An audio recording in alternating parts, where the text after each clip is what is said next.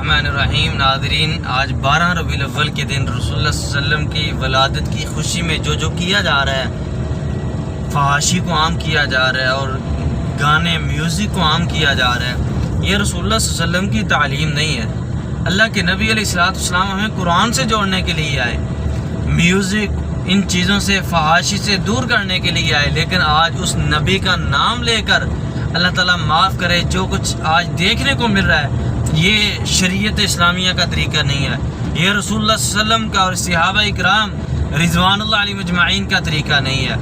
اللہ کے نبی علیہ السلام جس دن پیدا ہوئے،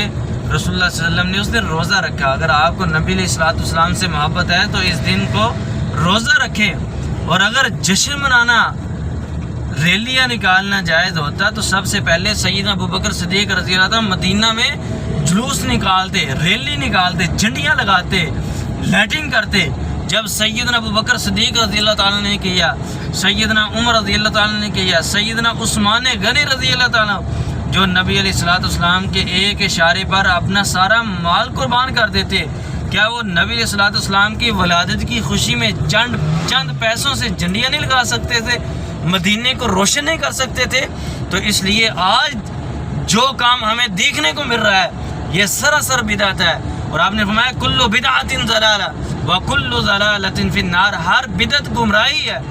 ہر گمراہی جہنم میں لے جانے والی ہے۔ تو اس لیے